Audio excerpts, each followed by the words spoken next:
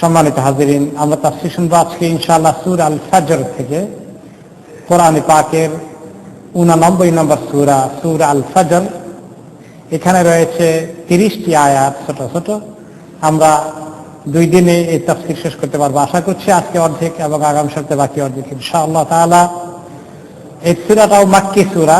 Again makki সূরার বিষয়গুলো আপনারা ইতিমধ্যেই অবগত হয়েছেন। তাওহীদ, রিসালাত, আখিরাত, মূল বিষয়গুলো নিয়ে আলোচনা মাক্কি সূরাতে থাকে। এই সূরাটির নাম হচ্ছে আল ফাজর, কারণ প্রথম শব্দটাই শুরু হয়েছে আল ফাজর দিয়ে, আল ফাজরে ওয়া লায়ালিন আশর। সেখান থেকে এই সূরার নামকরণ হয়েছে সূরা আল ফাজর।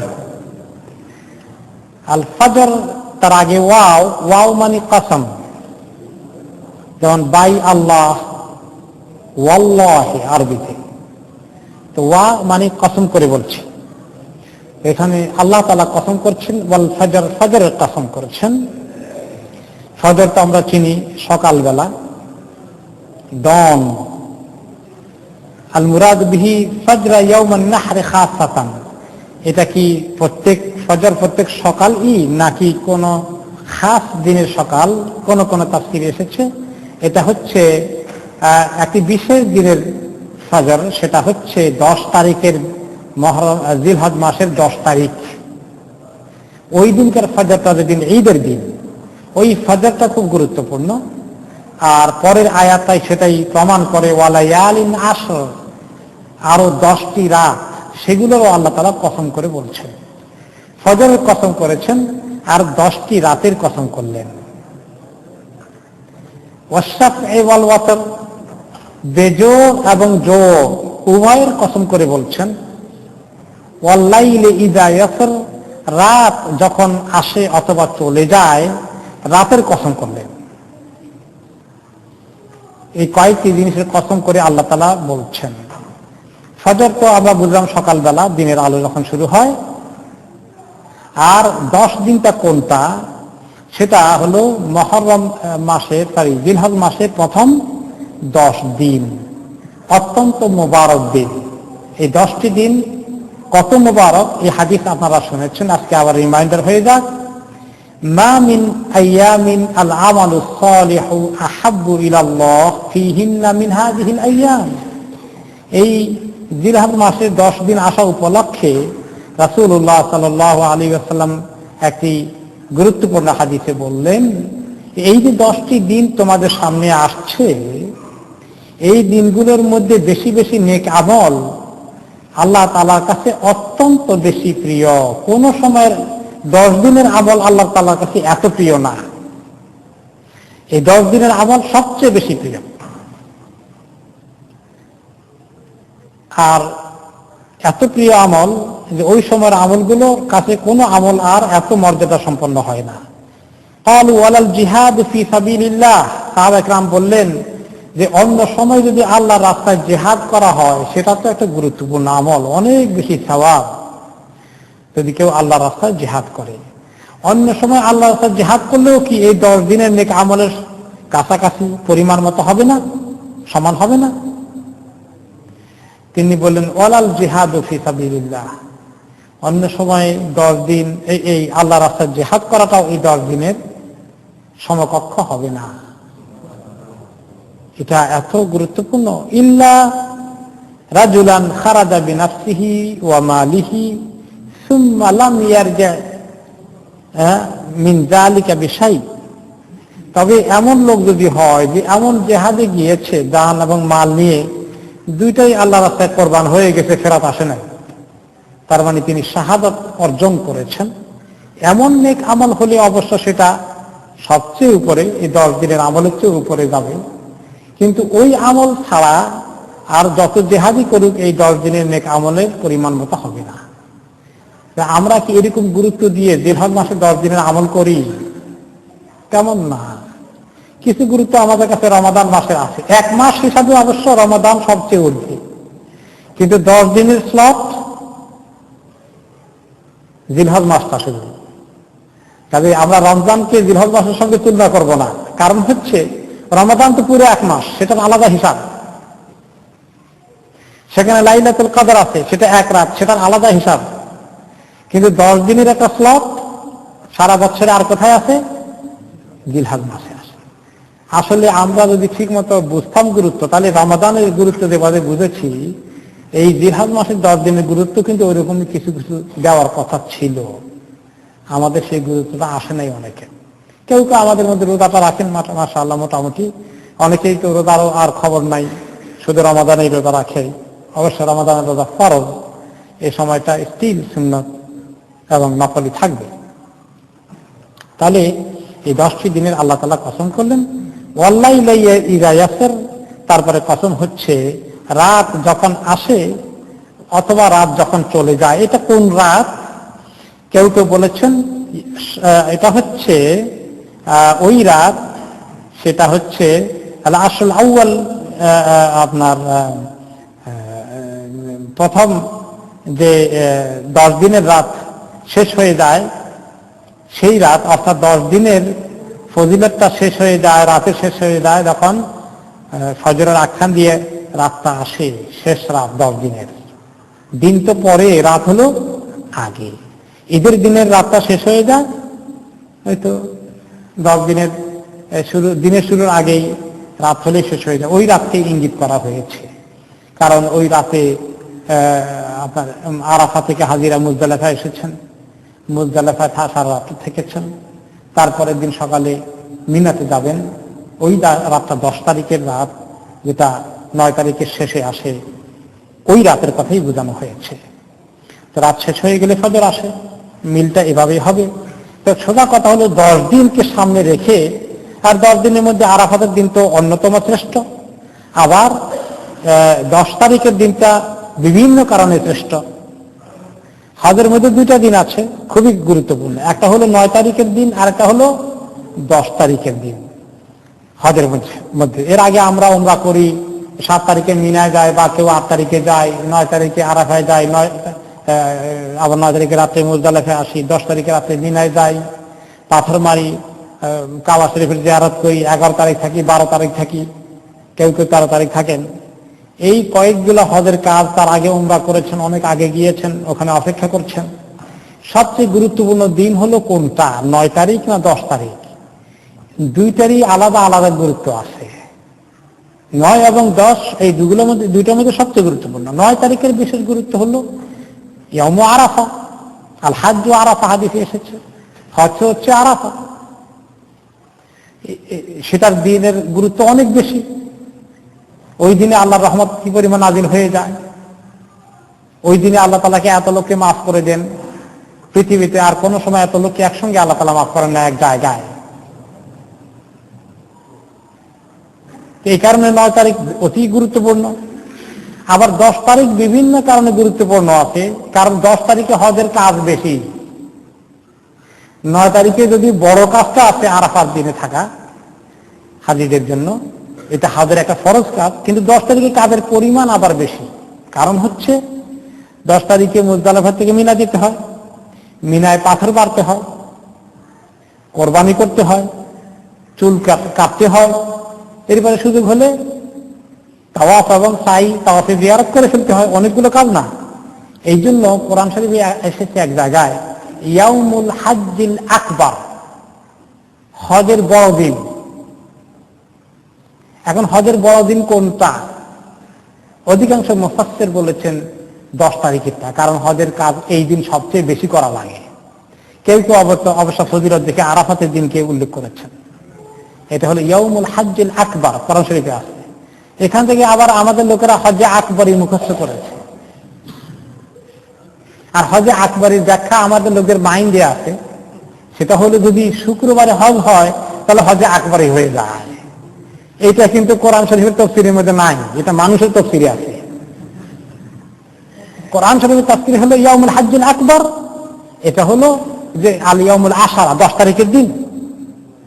হ্যাঁ, জুমার দিনে হজ হয়ে গেলে এটা অবশ্য 2টা ঈদ একসঙ্গে চলে আসছে, একটু অতিরিক্ত ফজিলত হয়ে গেল, কোনো সন্দেহ নাই। যেমন জুমা, তেমন আপনার এই 10 তারিখের ঈদ একসঙ্গে হয়ে যাওয়ার কারণে ফজিলত অনেক বেড়ে গেছে, কথা ঠিক। কিন্তু এইটা নাম হজ্জে আকবরই না। আর এক সময় এখনো লোকেরা বলে যে দেখবেন এই হজে আকবরী হইতে ফেলে বাদশাহ করতে দেয় না, আগের দিন ফালাই দেয় না, তোমার পরের দিন ফালাই দেয়। বলে কারণ কি? কারণ হলো যে হজ যদি জুম্মার দিন হজে আকবরী হয়ে যায়, আর হজ আকবরী হলে বাদশাহ সমস্ত হাজিদেরকে উপহার দেওয়া লাগে, কাপড় চোপড় দেওয়া লাগে, এই জন্য এটা করতে চায় না। কিছুগুলো সব ভিত্তিহীন কথা, এই কথার কোনো ভিত্তি নাই। যে বেটা বাদশাহ হোক আর রাজা হোক আর প্রেসিডেন্ট হোক, হজের দিনটা কি ইচ্ছা করে একদিন আগে করবে আর পিছিয়ে করবে? এই লোকটা কবরে যাবে না? যত রাজা বাদশাহ যত গুনাহ করে, মুসলমান থাকলে অন্তত হজ নিয়ে খেলা করতে পারে নাকি? এইগুলা অন্যায় কথা। 2 নম্বর হচ্ছে ওই হজে জুমার দিনে হজ হয়ে গেলে এইগুলো কাপড় চোপড় দেওয়া লাগবে, এগুলো আসলো কোত্থেকে? এগুলো আসলে কিছু কিছু বাদশাহ মক্কা মদিনায়, কিছু তুর্কি বাদশাহ, কিছু ইজিপশিয়ান মামলুক গোষ্ঠীর বাদশাহ ছিল, এরা কিছু বেশি শিরক বেদাতের দিকে লিপ্ত ছিল। অনেক সময় তারা এই সমস্ত কাল্পনিক জিনিসগুলোকে বেশি গুরুত্ব দিত। তখন এরকম হয়েছে হিস্ট্রিতে, ইতিহাসে কোনো কোনো সময় এরকম কোনো বাদশার সময় হাজিদেরকে শুক্রবারে হজ হওয়ার কারণে হজে আকবরী হয়ে গেছে, তাদেরকে কাপড় চোপড় দিছেও বলে কিছু। এগুলো তারা যে করেছে তাদের মন গড়া মতো জিনিস অনুযায়ী করেছে। তাই যাই হোক, হাজিদেরকে কাপড় দেওয়া, খানা দেওয়া তো ভালো কথা, দিলে অসুবিধা নেই। কিন্তু এইটার থেকে যে হজে আকবরীর একটা কনসেপ্ট গ্রো করেছে, ওইটা আসলে ঠিক না। এটা ধরে রাখার দরকার নাই। আলহামদুলিল্লাহ বর্তমানে আলেম ওলামারা বাচ্চাদেরকে এগুলো আশেপাশে আসতে দেন না। তারা বলে যে এগুলা কোনো চিন্তার বিষয় না। এমনকি আমার জীবদ্দশায় শুক্রবারে হজ পেয়েছি, কিন্তু হজে আকবরী হিসেবে আরবদের কাছে এটার কোনো আলোচনা নাই। শুধু আছে কাদের কাছে? আদমীদের কাছে, নন আরবদের কাছে খুব আলোচনা আছে, এটা বাকিদের কাছে নাই। আর 2-1বার বৃহস্পতিবার কিংবা শনিবার হজ হিসেবে করছি, দেখছ শুক্রবার হওয়ার কথা ছিল, টেনে নিয়ে আসছে, কত পিছিয়ে দিচ্ছে।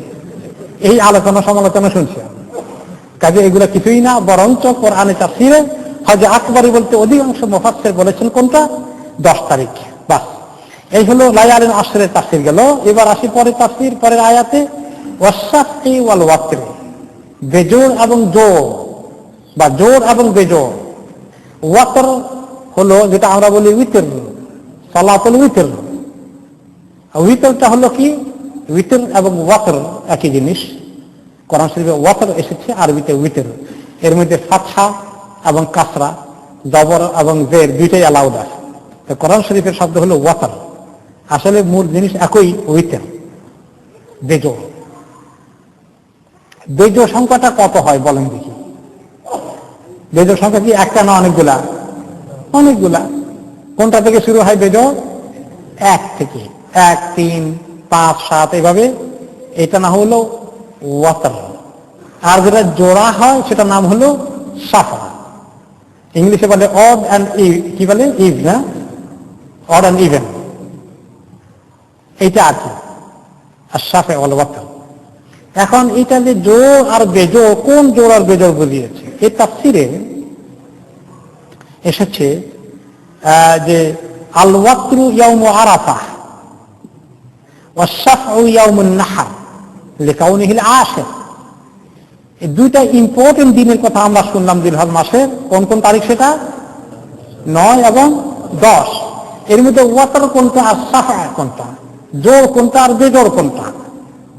আরাফাটা ওয়াতর, আর 10 তারিখেরটা সাফা। জোড় এবং বেজোড় বলতে এটা বোঝানো হয়েছে যে আরাফার দিন এবং 10 তারিখে ঈদের দিন, এই দুটোর কসম আল্লাহ তাআলা করেছেন। এটা অনেক মুফাসসিরে কেরাম বলেছেন। এই বিষয়ে অনেকগুলো তাফসীর এসেছে, আরো কিছু মতামত এসেছে। কেউ কেউ বলেছেন আশ-শাফউ আল ওয়াতর হচ্ছে, আশ-শাফউ মানে হলো জোড়। জোড় বলতে সৃষ্টি, কারণ সৃষ্টির মধ্যে জোড় আছে।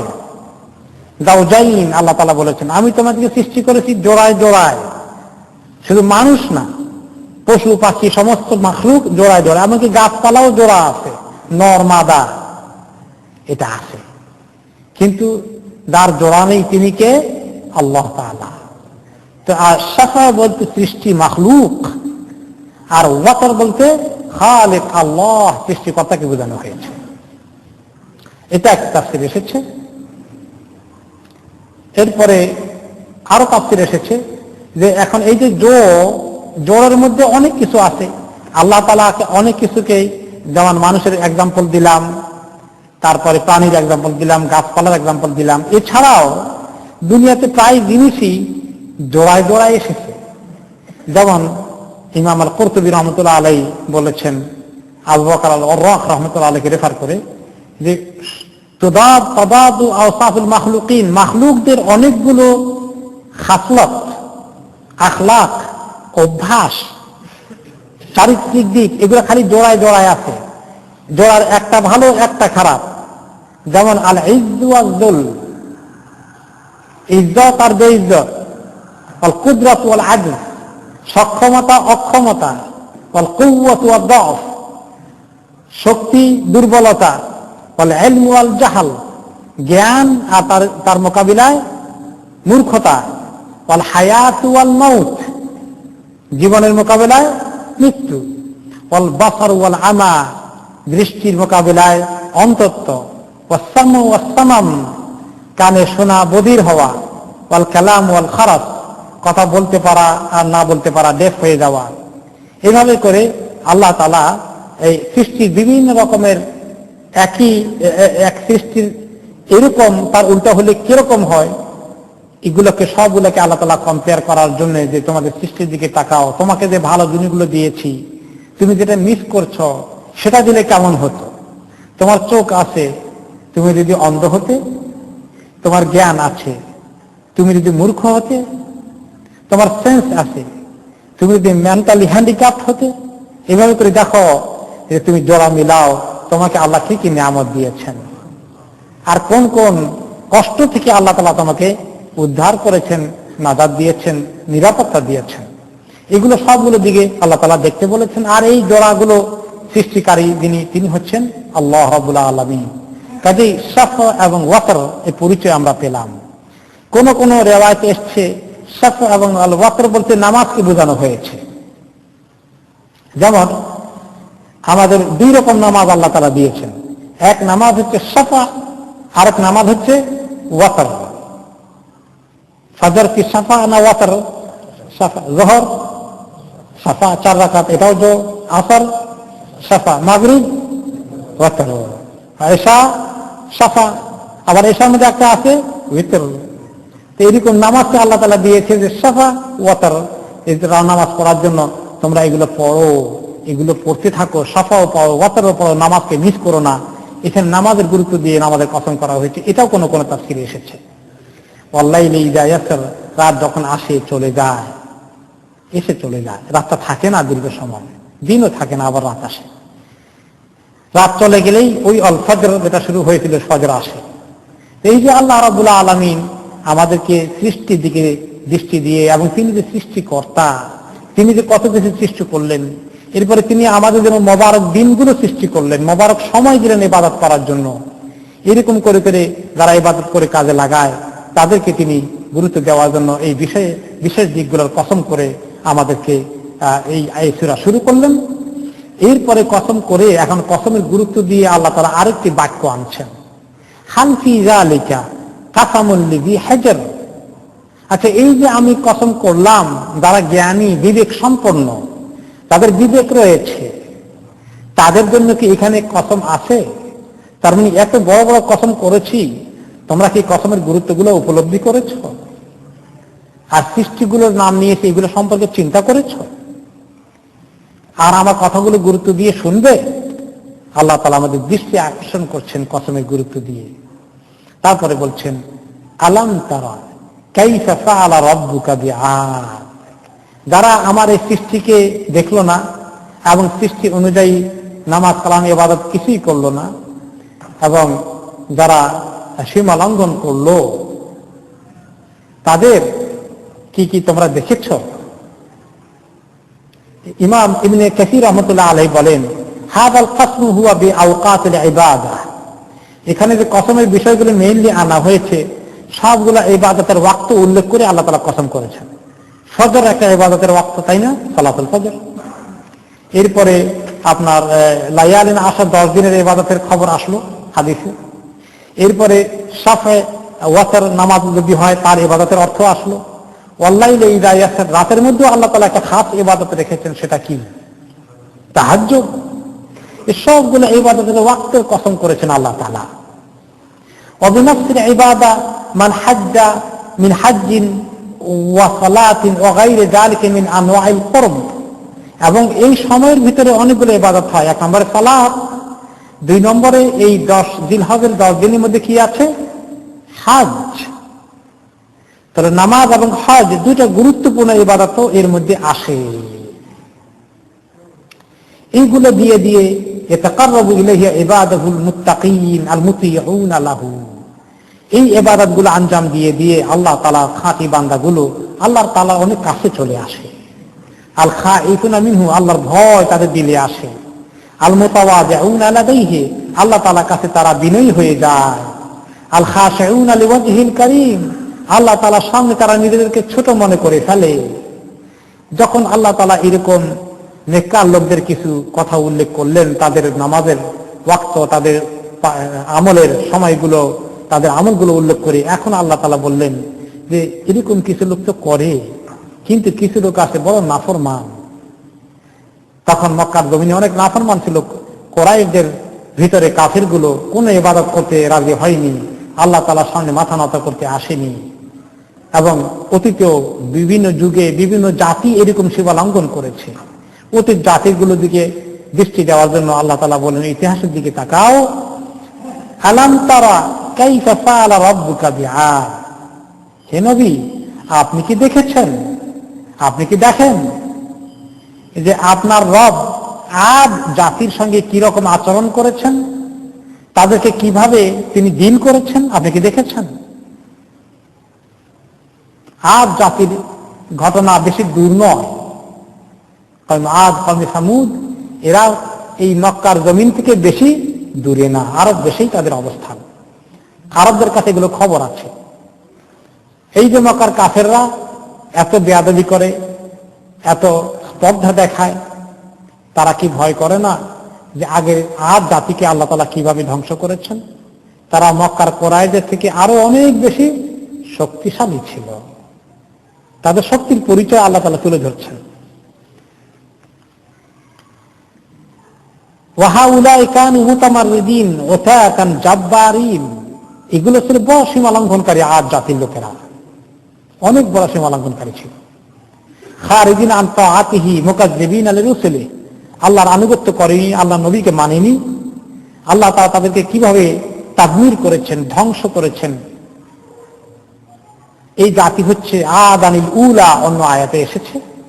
ওয়াহুমুল লাযিনা বাআসাল্লাহু ফীহিম রাসূলাহু হুদান আলাইহিস সালাম। আদ জাতির কাছে আল্লাহ তাআলা পাঠিয়েছিলেন নবী হুদ আলাইহিস সালাতু ওয়াস সালামকে, এবং তাদেরকে তিনি এরকম হুকুম দিয়েছিলেন নবীর উপর ঈমান আনতে, তারা আনেনি।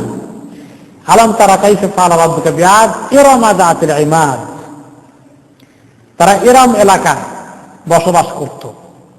যাতুল ইমাদ, অনেক উঁচু তাদের খুঁটি ছিল। উঁচু খুঁটির অর্থ কি? এর অনেকগুলো তাফসীর এসেছে। একটা হচ্ছে লিআন্নাহুম কানু ইয়াসকুনুনা বুয়ুতাশ শার আল্লাতী তুরফাউ বিল আ'মাদাতি শিদাদ, তারা ছিল একরকম বেদুইনের মতো। তাদের বাড়িঘরগুলো ছিল চামড়ায় তৈরি তাবু দিয়ে, চামড়া তৈরি তাবু, এবং এই তাবু অনেক মজবুত তাবু, চামড়ার তাবু তো। এবং এই তাবু খাটাতে হলে কি হয়, মাঝখানে একটা উঁচু খুঁটি লাগে, অনেক উঁচু খুঁটি লাগে। আপনারা সৌদি আরবে যারা আগে হজ করেছেন তাবু দেখেছেন আগে, এখন তো পার্মানেন্ট হয়ে গেছে। আমরা তাবুর মধ্যে হজ করেছি যারা আগে, কিভাবে তাবু টাগাতে হয়। আমরা যখন ইউনিভার্সিটিতে পড়তাম সেখানে মাঝে মধ্যে আমাদের স্কাউটিংয়ে যেতাম, আমরা মরুভূমির মধ্যে নিজেরা এভাবে তাবু গাড়া লাগতো, মাঝখানের খুঁটিটা অনেক উঁচু হয়। এই তাদের বিশাল তাবু অনেক উঁচু, মানে তাবু এক বিরাট প্যালেসের মতো আর কি। এখন তো উন্নত মানের তাবু পাওয়া যায়, একেবারে দেখেন না, ওই যে স্ট্যাটফোর্ডে গেলে স্টেশনটা তাঁবুর মতো। মক্কা হজে গেলে জেদ্দা কি দেখেন, তাঁবুর মতো করেই পুরো টার্মিনাল বানানো হয়ে গেছে জেদ্দায়। তাঁবু এখন তো নতুন টেকনিক, তখনও তাদের যে ওই সময়ের টেকনিক তাদের খারাপ ছিল না, খুব স্ট্যান্ডার্ড তাঁবু বানাতো তারা, চামড়ার এবং উঁচু খুঁটি দিয়ে। সেটা তাদের খুবই, তখনকার জামানায় তাদের মতে এত সুন্দর উঁচু বিশাল খুঁটিওয়ালা তাঁবু আর কারো ছিল না। এটা নিয়ে তারা খুব গর্ব করতো, বড়াই করতো, তাদের সভ্যতা এর মধ্যে এটা একটা বড় ধরনের গর্ব করার বিষয় ছিল। এটা একটা। আরেকটা অর্থ হচ্ছে ওয়াকাদ কানু আসাদ্দান নাসি ফি জামানিহিম খিলকাতান ওয়া আকাহু বাতশান, যে তারা নিজেরা অনেক উঁচা, লম্বা, মোটা, স্বাস্থ্যবান, খুব শক্তিশালী ছিল, খুঁটির মতো আর কি, এক একটা বিশাল শক্তিশালী।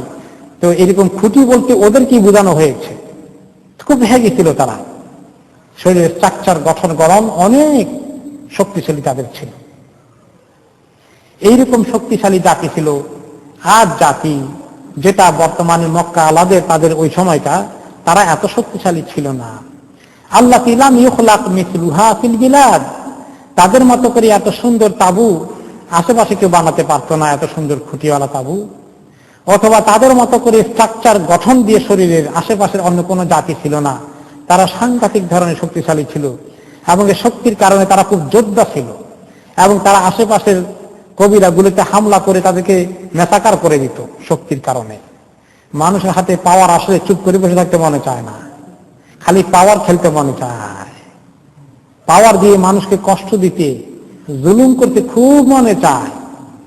এই জন্য পৃথিবীতে যত জালিম আসছে, শক্তিশালী, পাওয়ারফুল খুব কম পাওয়া যাবে যে আল্লাহকে ভয় করেছেন সুলাইমান আলাইহিস সালামের মতো। এত শক্তি, ক্ষমতা, রাজত্ব অধিকারী হওয়া সত্ত্বেও হাম্বল ছিলেন যে আল্লাহ তাআলা তো আমাকে দিলেন এত রাষ্ট্র ক্ষমতা, এটা দেখতে যে আমি আল্লাহ শুকর গুজার হই না নাফরমানি করি। এরকম কয়জন আছে? সমস্ত যারা সরকারি ক্ষমতা দখল করে তারা শুধু সমাজের মধ্যে জুলুম কায়েম করতে চায়, জুলুমবাদী শাসন কায়েম করতে চায়।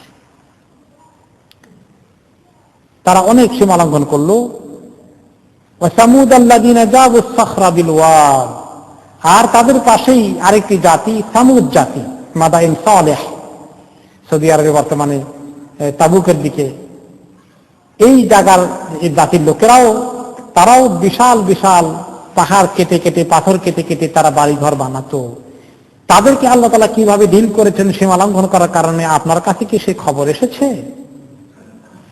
তারা অনেক শক্তিশালী ছিল। আল্লাহ তাআলা এই আদ জাতিকে, সামুদ জাতিকে লক্ষ্য করে কোরআনে পাকে বলেছেন যে ওয়াজকুরু ইয জাআলাকুম খুলাফা মিন বাদি কওমি নূহ।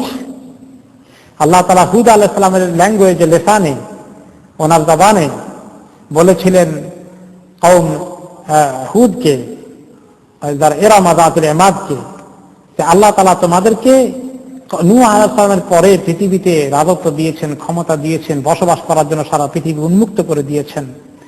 ওয়াজাদাকুম ফিল খালকি বাসতাহ, আদ জাতি তোমাদেরকে আল্লাহ তাআলা শারীরিকভাবে বড় করেছেন, অনেক শক্তিশালী, বিশাল বপু দেহের অধিকারী করেছেন। ফাযকুরু আলা আল্লাহ, আল্লাহ নিয়ামতকে বেশি করে স্মরণ করো, শুকরিয়া আদায় করো। ওয়ালা তাসাউ ফিল আরদি মুফসিদিন, জমিনের মধ্যে এই শরীর নিয়ে, এই বল নিয়ে, এই পাওয়ার নিয়ে খামাখা ফাসাদ করো না। কিন্তু তারা সে কথা কি রাখলো? আল্লাহ তাআলার নসিহত তারা কি রক্ষা করলো? না। সে কিভাবে তারা রক্ষা করেনি? অন্য আয়াতে আল্লাহ তাআলা বলেছেন ফাআম্মা আদুন ফাস্তাকবারু ফিল আরদি বিগাইরিল হক, আদ জাতি ক্ষমতা পেয়ে কি করলো? জমিনের মধ্যে তাকাব্বর করলো, অহংকারকে ছড়িয়ে দিল, সীমালঙ্ঘন করলো, অন্যায় ভাবে ক্ষমতাকে ব্যবহার করলো।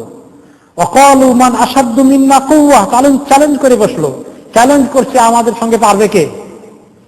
কেউ আসো আমাদের সঙ্গে চ্যালেঞ্জ নিতে আসো। তাদের শক্তি বড়াই শুরু করে দিল, বাহাদুরি দেখাতে শুরু করে দিল। আওয়ালাম ইয়ারাউ আন্নাল্লাহাল্লাযী খালাকাহুম হুয়া আশাদ্দু মিনহুম কুওয়া, আল্লাহ তাআলা তাদের এই শক্তি লাফালাফি দেখে বলেন, তারা কি দেখতে পেল না, চিন্তা করলো না, জানার চেষ্টা করলো না যে আল্লাহ তাদেরকে সৃষ্টি করেছেন, তাদের যদি এত শক্তি হয় সে আল্লাহ শক্তি কত হতে পারে। সুবহানাল্লাহ, কি যুক্তির কথা। তারা শক্তিশালী এত ক্ষমতা দেখায়, তারা আমার তুলনায় কদ্দুর শক্তিশালী হয়েছে, আমার ক্ষমতা তাদের চেয়ে অনেক বেশি। তারা কি জানে না আমি ধরলে তাদেরকে কিভাবে শেষ করে দিতে পারবো?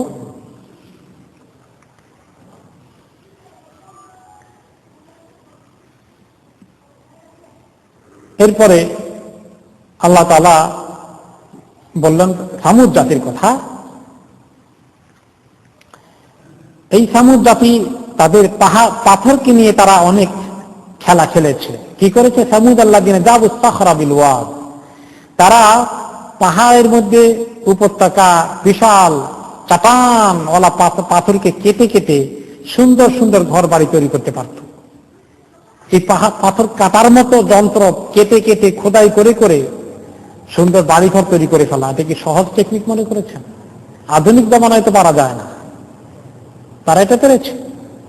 আইয়াক্তাউনা সাখরা বিল ওয়াদি ইয়ানহাতুনাহা ওয়া ইউখরিকুনাহা, পাথরকে ছিদ্র করে খোদাই করে গর্ত করে রুম বানিয়ে কামরা পরে কামরা বিশাল বিশাল বাড়িঘর পাথরের ভিতরে তৈরি করে ফেলে। মাঝে মধ্যে দেখেন যে পাথরের তৈরি জিনিসপত্র আছে, পাথরের তৈরি কোন কোন জায়গায় মিউজিয়ামে গেলে চেয়ার টেবিল পাওয়া যায়।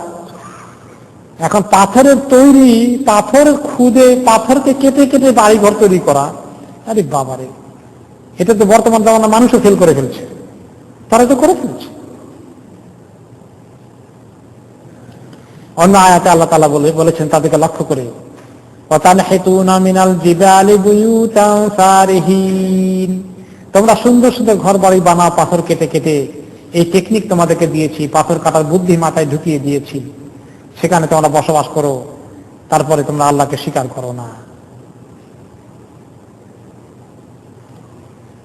এরপরে সামুদ জাতির কথা শেষ করে আল্লাহ তাআলা বলছেন এবার পরবর্তী জাতির কথা,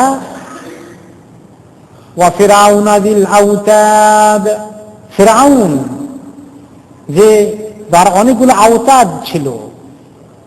আওতাদ হচ্ছে কড়া, কড়া মানুষকে এই কড়া দিয়ে টাঙ্গিয়ে উল্টে রাখতো মানুষ। আবার অতাদের অর্থ প্যারাক, পায়ের মধ্যে প্যারাক মারতো মানুষকে অত্যাচার করার জন্য, নির্যাতন করার জন্য। এখনো বাংলাদেশেও দেখা যায় অনেক মুসলিম দেশে প্রিজনারদেরকে ধরে কিভাবে অত্যাচার করে, ইন্টারোগেশন সেলে ঢুকিয়ে মানুষের হাতের আঙ্গুল নখ উঠে ফেলে দিচ্ছে। এই এখন সভ্য জমানায় এইভাবে যারা রাজ ক্ষমতার অধিকারী হয় তাদের অত্যাচার করতে মানুষকে এত মজা লাগে।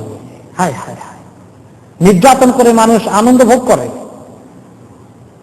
মানুষ এত জালিম হয়ে যায়। অতীত জমানার ইতিহাস মনে করে দিয়ে আল্লাহ তাআলা বর্তমান জামানার জালিমদেরকে সাবধান করছেন, এই ফিরআউনের মতো হয়েছ নাকি? ও ফিরআউনা যিল আওতাদ, প্যারাক দিয়ে মানুষকে শাস্তি দিত, শরীরের মধ্যে প্যারাক গেঁথে গেঁথে। এখনো দেখা যায় কি আবার আঙ্গুলের ভিতরে দিয়ে সুই ঢুকিয়ে দেয়। ওই প্যারাকের আইডিয়া ফিরআউন থেকে দিচ্ছে। দেখছেন, সুই আর প্যারাক একরকম না, একই রকমের আর কি টেকনোলজি এগুলা ইউজ করে। ফিরআউনা যিল আওতাদ, এই সবগুলো আদ, সামুদ, ফিরআউন, এই জালিমগুলো ক্ষমতা পেয়ে কি করেছে? আল্লাযীনা তাগাউ ফিল বিলাদ, তারা জমিনের মধ্যে সীমা লঙ্ঘন করেছে, অনেক সীমা লঙ্ঘন করেছে, মানুষকে অনেক জুলুমের শিকার বানিয়েছে, অত্যাচার করেছে, নির্যাতন করেছে। ফাআকসারু ফীহাল ফাসাদ, জমিনের মধ্যে অনেক ফাসাদ সৃষ্টি করেছে, অনেক করাপশন সৃষ্টি করেছে। ফাআকসারু, অনেক বেশি করেছে। তো এই কিরকম করে তারা? তামাররাদু ওয়া আতাউ ওয়াসু ফিল আরদি বিল ইফসাদ ওয়াল আযিয়াতি লিন-নাস, নিজেদের চরিত্র নষ্ট হয়ে যায়, বদ আমল করে, বদ আখলাকি কাজ করে, যত গুনাহ আছে নিজেরা সবকিছু করে, আল্লাহ তাআলা নাফরমানি করে, আর মানুষকে কষ্ট দেয়। দুটো কাজ করে, আল্লাহ তাআলা নাফরমানি করে আর মানুষকে জুলুম করে, এই দুটো কাজ করে। এই দুটো কাজ সকল জমানে তারা করেছে। فَصَبَّ عَلَيْهِمْ رَبُّكَ صَوْتَ عَذَابٍ إِنَّ رَبَّكَ لَبِالْمِرْصَادِ। এই সীমা লঙ্ঘনকারীদেরকে কিছুদিন সময় দেওয়ার পরে যখন সময় শেষ হয়ে আসছে, আল্লাহ তাআলা তাদেরকে কি করেছেন? فَصَبَّ عَلَيْهِمْ رَبُّكَ صَوْتَ عَذَابٍ। সাউত মানে হলো কোড়া, চাবুক। আল্লাহ তাআলা আযাবের চাবুককে তাদের উপরে আল্লাহ তাআলা ঢেলে দিয়েছেন। সাব্বা, সাব্বা মানে হলো পৌর করা, ঢেলে দেওয়া। আপনি পানি এভাবে ঢালেন, চা ঢালেন, সব বলে আরবিতে পৌর, মানে খুব ফোর্সফুলি উপর থেকে যখন কোনো কিছু ঢালেন, এটা কি আসতে পারে না জোরে পড়ে? জোরে পড়ে, সাব্বা। তো আল্লাহ তাআলা এভাবে তাদেরকে দ্রুত গতিতে আযাবের পরে আযাব নিক্ষেপ করলেন, আযাবকে ঢাললেন, বর্ষণ করলেন, আযাবের বর্ষণ করলেন। এবং কিরকম আযাব হয়েছে? আদ এবং সামুদ জাতিকে প্রস্তর বৃষ্টি করেছেন, আগুনের লাভার মতো হয়ে এগুলো তাদের পরে বর্ষণ হয়েছে। গরম একেবারে এক একটা পাথর যার গায়ে পড়ে সে মাটির সঙ্গে মিশে গিয়েছে, জ্বলে পুড়ে ছাই হয়ে গেছে। এরকম করে আল্লাহ তাআলা আযাব তাদেরকে ঢেলে দিয়েছেন। ইন্না রাব্বাকা লাবিল মিরসাদ। আপনার রব ওঁত পেতে থাকেন, আপনার রব অনেক ভালো করে পর্যবেক্ষণ করেন, তদারক করেন, অবজার্ভ করেন, কে কি করছে সব কিছু নোটিস করেন আপনার রব। মানুষ যখন সীমা লঙ্ঘন করে আল্লাহ তাআলা দেখেন না? সব কিছু দেখেন। জালিম কি করছে, কখন করছে, কোথায় করছে, কাকে কষ্ট দিচ্ছে, কাকে মারছে, কাকে জেলে ঢুকাচ্ছে, কাকে অত্যাচার করছে, কাকে নির্যাতন করছে, এগুলো সব কিছু আল্লাহ তাআলা দেখেন। ইয়াসমা ওয়া ইয়ারা ওয়া ইয়ারসুদু খালকাহু ফীমা ইয়ামালুন। কি যে করে সব কিছু আল্লাহ তাআলা দেখেন। ওয়া ইজাজি কুল্লান বিসাইহি ফিদ দুনিয়া ওয়াল উখরা। আর প্রত্যেকটি লোককে দুনিয়া এবং আখিরাতে কখন কাকে কি পরিমাণ শাস্তি দিতে হবে, যাজা দিতে হবে, তাকে কোথায় পাকড়াও করবেন, দুনিয়াতে বেশি আযাব দেবেন না পুরোটা আখিরাতে দিবেন, না দুনিয়াতে কিছু দেবেন আখিরাতে কিছু দেবেন, কতদিন পরে দেবেন, সব কিছু আপনার রব দেখেন আর প্ল্যান করা আছে, সব গাথা আছে। وسيعرض الخلائق كلهم عليه فيحكم فيهم بعدله ويقابل كلا بما يستحقه وهو المنزه عن الظلم والجور। জালিমদেরকে হিসাব নেবেন এবং কিভাবে সমস্ত মানুষের সামনে তাদেরকে শাস্তি দেবেন আখিরাতে, যারা আজকে ক্ষমতা, পজিশন, সম্মানের আসনে বসে মানুষকে অসম্মানিত করেছে, কিভাবে তাদেরকে কাল হাসরের মাঝে সমস্ত মানুষের সামনে অসম্মানিত করতে হয়, দলিল খার করতে হয়, সেগুলো আপনার রবের কাছে ব্যবস্থা আছে। فأما الإنسان إذا ما ابتلاه ربه فأكرمه ونعمه فيقول ربي أكرمن وأما إذا ما ابتلاه فقدر عليه رزقه فيقول ربي أهانن। ইনসান যখন তার রব তাকে পরীক্ষা করেন, কিছু টাকা পয়সা, ধন সম্পদ, সুযোগ সুবিধা, পদ, পজিশন, এগুলো দিয়ে তাকে নিয়ামত দিয়ে ভরপুর করে দেন, তার খালি নিয়ামত ঘরে আসতেই থাকে। ফায়াকুলু রাব্বি আকরামান, বলে আমার রব আমাকে বহুত সম্মান দিছে, বহুত সম্মানিত করেছে, খুব খুশি। হ্যাঁ, এটা কিন্তু তার পরীক্ষা, সেটা খেয়াল করে না। আল্লাহ তাআলা অনেকে রিজিক এমন ভাবে বাড়িয়ে দেন, ইযা ওয়াসা আল্লাহু তাআলা আলাইহি ফির রিজকি লিয়াখতাবিরাহু। কোন কোন সময় আল্লাহ বান্দাকে পরীক্ষা করার জন্য রিজিককে অনেক বাড়িয়ে দেন। ফায়াতাকিদু আন্না যালিকা মিনাল্লাহি ইকরামুল লাহু। সে মনে করে এই নিয়ামত আছে সব আমার সম্মানের কারণ হবে, আমি তো আসলে সম্মান পাওয়ার উপযুক্ত, এই জন্য তো এত নিয়ামত খালি আমার কাছে আসে। নিজের ব্যাপারে খুব হাইলি স্যাটিসফাইড হয়ে যায়। সে বুঝে না যে পরীক্ষা চলতেছে, কোন কাজে লাগাই, কিভাবে করি, এগুলো সব পরীক্ষার জন্য দেওয়া হয়েছে। ওয়ালাইসা কাযালিক। ইমাম ইবনে কাসির বলেন, তোমাকে আল্লাহ টাকা পয়সা, ধন দৌলত, তারপরে শাসন ক্ষমতা, পদ, পজিশন, সমাজের ভিতরে সবকিছু দিলেই কে বলছে তোমাকে খালি তোমার সম্মান, তুমি সম্মানিত, এই জন্য সম্মান আসছে খালি তোমার কাছে, কে বলছে? বাল হুয়া ইবতিলাউন ওয়া ইমতিহান। তুমি জানো না তোমাকে এগুলো দিয়ে পরীক্ষা করা হচ্ছে মাত্র, দিলেই তুমি সম্মানিত হয়ে গেলাম না, তুমি নেসেসারি। সে কথা আল্লাহ তাআলা অন্য আয়াতে বলেছেন, আয়াহসাবুনা আন্নামা নুমিদ্দুহুম বিহি মিন মালিন ওয়া বানিন নুসারিউ লাহুম ফিল খায়রাতি বাল লা ইয়াশউরুন। কাফেরদেরকে আল্লাহ তাআলা অনেক সময় অনেক মাল দৌলত, সন্তান সন্ততি, জনবল, টাকা পয়সা, তারপরে আপনার পাইক পেয়াস্তা পেয়ারা, তারপরে সৈন্যবাহিনী, পুলিশ, ক্যাডার, সন্ত্রাসী দল সব দিয়ে তাদেরকে খুব শক্তি বাড়িয়ে দিয়েছেন। নুসারিউ লাহুম ফিল খায়রাত, তাদেরকে বেশি বেশি করে আরো কিছু দেই, আরো কিছু দেই, আরো কিছু দেই, বাল লা ইয়াশউরুন, তারা টের পায় না এই সব কিছু, এগুলো সব তাদের ধ্বংসের কারণ হবে, তারা টের পায় না। পরীক্ষা হচ্ছে। তাহলে আল্লাহ তাআলা দিয়ে পরীক্ষা করেন কিছু লোককে, আবার কিছু লোককে না দিয়ে পরীক্ষা করেন। যখন না দিয়ে পরীক্ষা করেন তখন সেই লোকটা আবার কিরকম করে, বা এই জাতীয় লোকেরা, ওয়া আম্মা ইযা মাবতালাহু, যখন আল্লাহ তাআলা আবার ওই পরীক্ষা করার জন্য ফাকাদারা আলাইহি রিজকাহু, তার রিজিককে কমিয়ে দেন, অর্থনৈতিক টানপোড়েন চলে, টানাটানিতে সংসার চলে, ইনকাম কম, তেমন কোনো উন্নতি হচ্ছে না, এরকম কিছু দুঃখ কষ্টের দিন যায়, জীবন যায়। ফায়াকুলু রাব্বি আহানান, বলে যে আল্লাহ তাআলা আমার বেইজ্জত করে ছাড়লেন, কোন ইজ্জতই দিলেন না, কি করি, এইগুলা তার বেইজ্জতির কারণ হয়ে গেল সে মনে করে। নবী করিম সাল্লাল্লাহু আলাইহি ওয়াসাল্লাম না খেয়ে থেকেছেন, এটা কি ওনার বেইজ্জতির কারণ হয়েছে? সুবহানাল্লাহ। আমার আল্লাহ আজকে না খাই রাখতে চান, আলহামদুলিল্লাহ। আমার আল্লাহ খাওয়াবেন, সেটাও আলহামদুলিল্লাহ। আল্লাহ তাআলা না খাইয়েও পরীক্ষা করেন। আল্লাহ তাআলা কাউকে একটু বেশি দিয়ে পরীক্ষা করেন, আমাকে আল্লাহ কম দিয়ে পরীক্ষা করছেন, আলহামদুলিল্লাহ, আমি পরীক্ষা পাশ করে ফেলবো, আমি ইনশাআল্লাহ সবর করব, সবর করে আমি চেষ্টা করি তৌফিক অনুযায়ী, কিন্তু আমি মন খারাপ করব না, দুঃখ ভারাক্রান্ত হব না, শোকে দুঃখে অস্থির হয়ে যাব না। সকল অবস্থায় আল্লাহ তাআলার রিজিকের ফয়সালা, তাকদীরের ফয়সালাকে আমি মেনে নেব। এটা সাংঘাতিক বিষয়। এই ঈমান না থাকার কারণে কত লোক কি কষ্ট করছে, একটু রিজিকের তঙ্গির কারণে, বিদেশে না যেতে পাওয়ার কারণে, দোকানদারি ব্যবসা বাণিজ্য উন্নতি না করার কারণে আফসোসে কলজা ফেটে যাচ্ছে।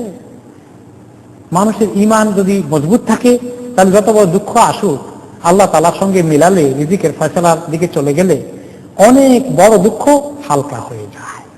এই জন্য আল্লাহ তাআলা আমাদের ঈমান বৃদ্ধি করার জন্য বলতেছেন, এগুলো তোমাদের জন্য পরীক্ষা। তোমরা কি করো, পরীক্ষা পাশ করার চেষ্টা করো,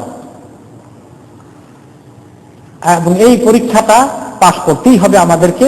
যে উভয়টাই পরীক্ষা, মাল দেওয়াটাও যেমন পরীক্ষা, আর মাল না দেওয়াটাও পরীক্ষা। অর্থনৈতিক অবস্থা ভালো হলে এটাও পরীক্ষা, একটু টানাটানি হলে এটাও পরীক্ষা। উভয় অবস্থাতে আল্লাহ তাআলা আমাদেরকে পরীক্ষা করে দেখবেন, আমরা যেন কোনো অবস্থাতেই পরীক্ষায় ফেল না করে ফেলি। এটাও ইবতিলা। ফায়াকুলু রাব্বি আহানান, আল্লাহ তাআলা আমাকে বেইজ্জত করে দিলেন, এরকম চিন্তা যেন কেউ না করে। তবে মানুষের মধ্যে স্বার্থপরতা অনেক বেশি আছে, মাল দৌলত চায়, পারলে এতিমের মালও চেয়ে নিতে চায়, এরপরে মিসকিন এবং অসহায়দেরকে দিতে চায় না। মাল একবার পকেটে আসলে এত যত্ন শুরু করে দেয়, এত রক্ষণাবেক্ষণ শুরু করে দেয়, কেউ চাইলে দেওয়ার সুযোগ থাকলেও না দেওয়ার এত টেন্ডেন্সি, বখিলি তাকে এভাবে পাকড়াও করে বসে। সেই বিষয়ে আমরা তাফসীর ইনশাআল্লাহ তাআলা আগামী সপ্তাহে শুনব। হাযরাতুল মুসাল্লিন, আমরা তাফসীর শুনে আসছিলাম গত সপ্তাহে সূরা আল ফাজরের 16 নম্বর আয়াত পর্যন্ত শেষ করেছিলাম। আজকে 17 থেকে শুরু হওয়ার কথা। আমরা আবার একটু 15 নম্বর আয়াতের তরজমা পড়ে যাই, যাতে করে ধারাবাহিকতাটা বজায় থাকে। ফাআম্মাল ইনসানু ইযা মাবতালাহু রাব্বুহু, ইনসানকে যখন তার রব পরীক্ষা করেন, ফাআকরামাহু, তাকে অনেক সম্মানের আসনে বসান, ওয়া নাআমাহু, অনেক নিয়ামত দিয়ে ভরপুর করে দেন, ধন দৌলত টাকা পয়সা সবকিছু দেন। ফায়াকুলু রাব্বি আকরামান, সে বলে আমার রব আমাকে কত সম্মানে বসালেন, আমি যে কত সম্মানিত হয়ে গেলাম। টাকা পয়সা আর দুনিয়ার পজিশন এটাই সম্মানের ক্রাইটেরিয়া নয়, বরঞ্চ কোরআনে কারীমে আল্লাহ তাআলা অন্য আয়াতে বলেছেন সম্মানের ক্রাইটেরিয়া কি, ইন্না আকরামাকুম ইনদাল্লাহি আতকাকুম, তোমাদের মধ্যে আল্লাহ তাআলার কাছে ওই লোকগুলাই সম্মানিত যাদের তাকওয়া বেশি, আর দুনিয়ার যারা ধন দৌলত, টাকা পয়সা, সুযোগ সুবিধা এগুলো বেশি অর্জন করেছে, তারা মনে করে তারাই বোধহয় বেশি সম্মানিত হয়ে গেল। এখন তাকওয়া সম্পন্ন লোকেরাই আল্লাহ তাআলার কাছে সম্মানিত। তাই বলে তাকওয়াওয়ালা কেউ বলতে পারে না যে আমার তাকওয়া অনেক বেশি বিধায় আমি আপনাদের সবার মধ্যে সম্মানিত আছি। নাউযুবিল্লাহ। এরকম অনুভব করা এটা তার জন্য খুব ক্ষতি, এবং তার যে তাকওয়া নাই এই অনুভব করাটাই এটার প্রমাণ। যার তাকওয়া আছে সেই ব্যক্তি কোনোদিন চিন্তা করে না যে আমার তাকওয়া অনেক বেশি আছে, এরকম চিন্তা তার আসতে পারে না। বরঞ্চ তার চিন্তায় থাকে, হায় রে আমার যে কত গুনাহ, আমি যে কত অপরাধ করেছি, আমাকে আল্লাহ তাআলা মাফ করবেন কিনা। ওয়া আম্মা ইযা মাবতালাহু ফাকাদারা আলাইহি রিজকাহু ফায়াকুলু রাব্বি আহানান। আর যাকে আল্লাহ তাআলা পরীক্ষা করার জন্য তার রিজিকের দ্বারকে সংকুচিত করে দেন, তার রিজিকের একটু কমতি হয়, টানাটানি সংসার হয়, দুনিয়ার মধ্যে বড় কিছু করতে পারেনি, অনেক সময় সে হতাশ হয়ে যায়, হোপলেস হয়ে যায়, নিজের দুর্ভাগ্যকে দায়ী করে আর বলে যে আল্লাহ তাআলা আমাকে অসম্মানিত করে দিলেন, আমাকে কোনো সম্মান দিলেন না। টাকা পয়সা থাকা না থাকা সম্মান নয়, বরঞ্চ ইন্না আকরামাকুম ইনদাল্লাহি আতকাকুম, এই ইয়াকিন থাকা দরকার। তাহলেই মানুষ যদি আল্লাহ তাআলার কাছে সম্মানিত হয়ে যায়, খালাস, তার কোনো চিন্তা নাই। আর আল্লাহ তাআলার কাছে যদি কাল কিয়ামতের ময়দানে অসম্মানিত হওয়া লাগে, সমস্ত মানুষের সামনে তাকে যদি আযাব ভোগ করতে হয়, তাহলে তার চেয়ে আর দুর্ভাগ্যের কে আছে। মানুষ টাকা পয়সা ধন দৌলতের প্রতি সাংঘাতিক মানুষের আকর্ষণ। কাল্লা বাল্লা তুকরিমুনাল ইয়াতীম ওয়ালা তাহাদ্দুনা আলা তাআমিল মিসকিন। কাল্লা, তোমরা যেরকম করে ভেবেছ এরকম না। সম্মান কোথায় কিভাবে হয়? বরঞ্চ তোমরা এতিমকে সম্মান করো না, এতিমকে আদর করো না, এতিমের খোঁজ খবর নাও না।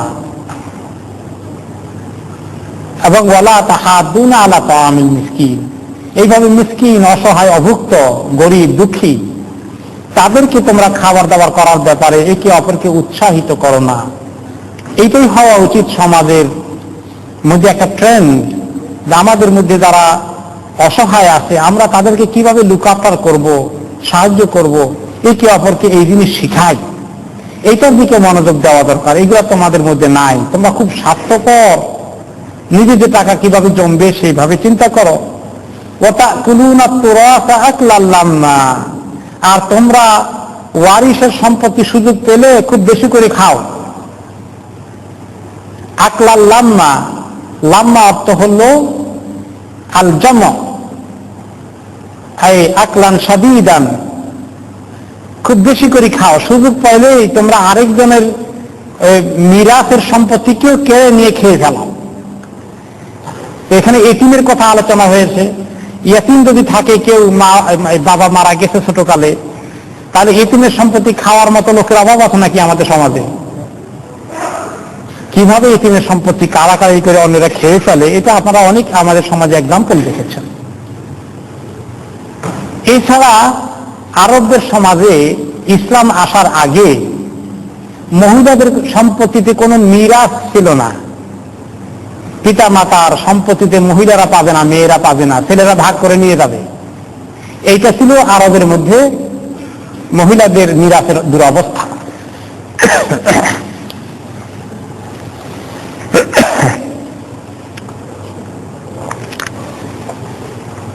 পিতা মাতা মারা গেলে, আত্মীয় স্বজন মারা গেলে ছেলেরা বন্টন করে নেবে, মেয়েরা কোনো সম্পত্তিতে কিছু পাবে না। ইসলাম আসলো মেয়েদের সম্পত্তি নিশ্চিত করতে। ইউসিকুমুল্লাহু ফি আওলাদিকুম, আল্লাহ তাআলা তোমাদের সন্তান সম্পত্তির ব্যাপারে ওসিয়ত করে বলছেন, লিযযাকারি মিসলু হাযযিল উনসায়াইন, পুরুষরা পাবে মহিলাদের ডবল, মহিলারা অর্ধেক পাবে। মেয়েরা পিতা মাতার সম্পত্তির মধ্যে এক এক ছেলের অর্ধেক পরিমাণ করে এক এক মেয়ে পাবে। এটা ইসলাম নিশ্চিত করলো, অর্ধেক করে দিল। এই যাওয়ার কারণে কি নারী জাতির প্রতি ইসলাম অবিচার করেছে? আপনি বাস্তবতা চিন্তা করে দেখুন। সমান সমান দিলে আমাদের সমাজে কয়জন মা বাবার সম্পত্তি মহিলাদেরকে দিত, অর্ধেক দিতে, তাও আমরা কয়জনে দেই বলেন দেখি? এরপরে অর্ধেক কি অবিচার হলো? কারণ এই মহিলাকে বিয়ে শাদী দেওয়া হয়ে গেলে তার ভরণ পোষণ সমস্ত দায়িত্ব কার উপরে আছে? স্বামীর উপরে চলে আসে। স্বামীর ঘরে মহিলা, তার টাকা পয়সা নিজের কোনো দরকার নেই, কারণ স্বামী তার সমস্ত দায় দায়িত্ব পালন করা শরীয়ত ওয়াজিব করে দিয়েছে। তো এখন তারপরে যে অর্ধেক সম্পত্তি পেয়ে যায়, এটা তো মাশাআল্লাহ ওনার অতিরিক্ত হয়ে গেল। ইসলাম এটা দিয়েছে তাকে, এটা তার হক, অতিরিক্ত হলে তাকে দিতে হবে। আল্লাহ তাআলা যিনি শরীয়তের স্রষ্টা, যিনি শরীয়তের বিধান দিয়েছেন, যিনি মানুষকে সৃষ্টি করেছেন, কতটুকু দিলে ইনসাফ হয় এটা মানুষ বেশি বুঝে না আল্লাহ তাআলা বেশি বুঝেন? এখন আমাদের দেশে এখন বলে যে না, নারীদেরকে সম্পত্তির মধ্যে ঠকানো হয়েছে। তসলিমা নাসরিন যেটা বলেছিল, এইটা এখন খুব জোরে সোরে আমাদের দেশে কায়েম করার জন্য চেষ্টা চলছে। খেয়াল করেছেন? নারী নীতি চালু করে সম্পত্তিতে স্থাবর আস্থাবর সম্পত্তি মহিলা পুরুষ বরাবর হওয়া লাগবে। তার মানে এখানে কোরআনের আইন এর উপরে আঘাত আসতেছে, এর উপরে হাত দেওয়া হচ্ছে। এই জন্য ওলামায়ে কেরাম আমাদের দেশে সোচ্চার এই নারী নীতি কুফরি নীতি, এর মধ্যে কোরআনের উপরে হাত তোলার দুঃসাহস দেখানো হয়েছে। অথচ বাস্তবে এই অর্ধেকও দেওয়া হচ্ছে না। দুই দিক থেকে অবিচার। যে অর্ধেক বলেছে এ অর্ধেক দেবে না, আর ওতে অপরদিকে কোরআনের হুকুমের উপরে হাত তোলে মানুষ আর নিজেকে মুসলিম মনে করে। কোরআনের উপরে আঘাত আনলে, কোরআনের আইনকে পরিবর্তন করতে চাইলে কেউ কি আর মুসলিম থাকে? প্রশ্নই আসে না। এটা কুফরি হয়ে যায়, কুফরি হয়ে যায় সুস্পষ্ট ভাবে। তো মানুষের মধ্যে আরব সমাজে মহিলাদেরকে পিতা মাতার সম্পত্তির মিরাস থেকে বঞ্চিত করা হয়েছে। উত্তরাধিকার সূত্রে পাওয়া সম্পদ মোটেই দেওয়া হতো না। আর এতিমদের সম্পত্তি পাইলে আত্মসাৎ করত, দিতেই আমাদের দেশে লোকেরা করে। চান্স পেলে এখনো বোনদেরকে দেয় না, ভাইরা সব ভাগ করে নিয়ে যায়, আর এতিমের সম্পত্তি দখল করে। তো এইগুলা কেন মানুষ করে? এই কারণে করে, ওয়াতুহিব্বুনাল মালা হুব্বান জাম্মা, তোমরা মালকে খুব বেশি মহব্বত করো, তোমরা মালকে খুব বেশি মহব্বত করো। জাম্মা মানে কাসীরা, অনেক বেশি মহব্বত করো। তাহলে তোমরা যখন খাও আরেকজনের সম্পত্তি সাদিদা বেশি করে খাও, আর মালকে বেশি করে মহব্বত করো, এইটা তোমাদের মধ্যে আছে। এই নেচার মানুষের মধ্যে জন্মগতভাবে, তার প্রকৃতিগতভাবে মালের প্রতি সাংঘাতিক মহব্বত আছে, এটা আছে। মানুষ এটা করে। আতুহিব্বুনাল মালা হুব্বান জাম্মা। সূরা আল-হুমাযার মধ্যে আল্লাহ তাআলা বলেছেন, ওয়াইলুল লিকুল্লি হুমাযাতিন লুমাযা আল্লাযী জামা মালাহু ওয়া আদ্দাদাহ ইয়াহসাবু আন্না মালাহু আখলাদাহ। ইনসান কি করে? মাল জমা করে, জমা করে কতটুকু হলো খালি গণতে থাকে, গনে গনে হিসাব করে কত লাভ হলো, কত বেশি জমলো, খুব গণতে গণতে খুব মজা লাগে, সাংঘাতিক আকর্ষণ। আর মনে করে মাল তাকে স্থায়ী করে দিবে, তার সুখ শান্তি সব নিশ্চিত করে দিবে। টাকা পয়সা থাকলে আর তার কোনো চিন্তাই নাই, যত টাকা পয়সা আছে তত তার সুখ হবে, এরকম কল্পনা মানুষের আছে না নাই? আছে। কিন্তু আসলে খালি টাকা পয়সা থাকলেই সুখ হয়? শুধু টাকা পয়সা থাকলে সুখ হয় না। এটা দরকার, এটা ঠিক, কিন্তু এখানে টাকা পয়সা বরঞ্চ অনেকের জন্য ফিতনার কারণ হয়েছে। টাকা পয়সা নিজেদের মধ্যে মারামারি, হানাহানি, পরিবারের মধ্যে সম্পর্ক নষ্ট করার জন্য কারণ হয়েছে। পিতার মৃত্যুর পরে ভাইদের মধ্যে ঝগড়া লেগেছে বাপের সম্পত্তি ভাগ বাটোয়ারা করতে গিয়ে। এর মধ্যে এই আকর্ষণ রয়ে গেছে। আল্লাহ তাআলা সাবধান করছেন, তোমাদের দরকার আছে বুঝি, কিন্তু অতিরিক্ত লোভ তোমাদেরকে ক্ষতিগ্রস্ত করে ফেলবে। এই জন্য আল্লাহ তাআলা লোভ কমানোর জন্য আমাদেরকে যাকাত নির্ধারণ করে দিয়েছেন। এই যে জমানো টাকার থেকে শতকরা 2.5 বের করে দিলে আমাদের অন্তরটা কিছু পবিত্র হবে। অন্তরের মধ্যে বখল আছে, বখিলি আছে, যাকাত দিলে বখিলি কিছু কমে, কিছু পবিত্র হয়। মালের মধ্যে অনেক নাপাকি আছে, এই জন্য যাকাতের নাম যাকাত কেন? দুই কারণে। এক কারণ হলো যাকাত মানে পবিত্রতা, আরেক অর্থ হলো যাকাত মানে বাড়ে। তুমি যাকাত দিলে আল্লাহ তোমার মালে বরকত বাড়িয়ে দিবেন, আর তুমি যাকাত দিলে তোমার মন পবিত্র হবে, তোমার রূহ পবিত্র হবে, তোমার মাল পবিত্র হবে। আর যাকাত না দিলে তোমার মাল অপবিত্র হয়ে গেল, তোমার দিলের মধ্যে অপবিত্রতা বাসা বেঁধে ফেললো।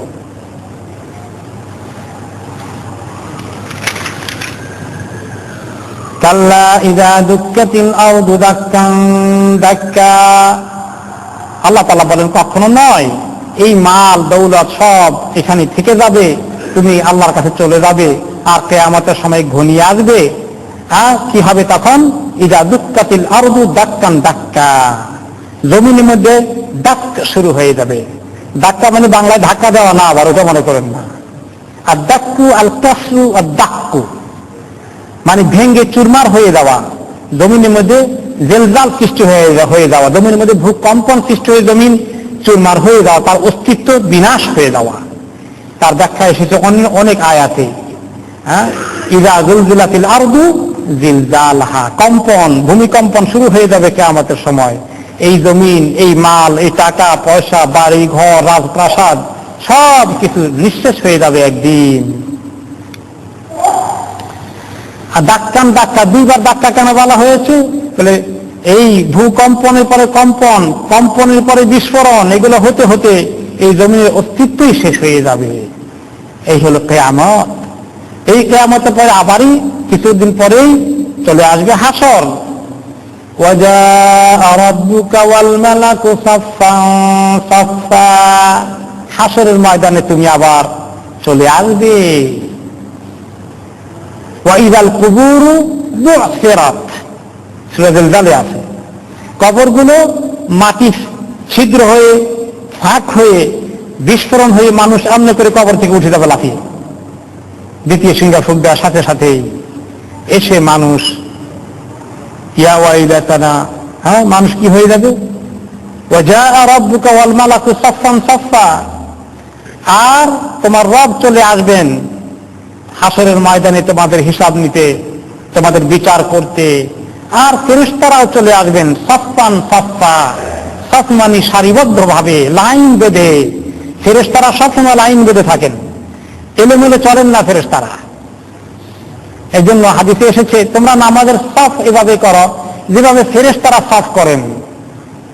ফেরেশতারা কিভাবে সাফ করেন তার ব্যাখ্যায় তিনি বললেন ফেরেশতারা এমন ভাবে সাফ করেন, গায়ে গায়ে লেগে লেগে দাঁড়ান, মাঝখানে কোনো ফাঁক থাকে না, আর তাদের লাইনটা সব সময় সোজা করে দাঁড়ান। আল্লাহ তাআলা ওইরকম করে আমরা নামাজের দাঁড়াই সেটা চান। এই কিয়ামতের দিন হাসরের ময়দানে ফেরেশতারা সারিবদ্ধভাবে চলে আসবেন আল্লাহ তাআলার যখন হিসাব নিকাশ করতে আসবেন। তাদের ডিউটি পালন করতে হবে, বহু ডিউটি দিয়ে আল্লাহ তাআলা ফেরেশতাদেরকে লাগিয়ে দিবেন। ওয়াজিআ ইয়াওমাইযিন বিজাহান্নাম ইয়াওমাইযিন ইয়াতাযাক্কারুল ইনসানু ওয়া আন্না লাহুয যিকরা, সেদিন জাহান্নামকে নিয়ে আসা হবে। মানুষের হাসরের ময়দানে মানুষ যেখানে থাকবে তাদের কাছেই জাহান্নামকে নিয়ে আসা হবে। কিভাবে জাহান্নামকে নিয়ে আসা হবে তার কিছু ব্যাখ্যা এসেছে কোন কোন হাদিসে।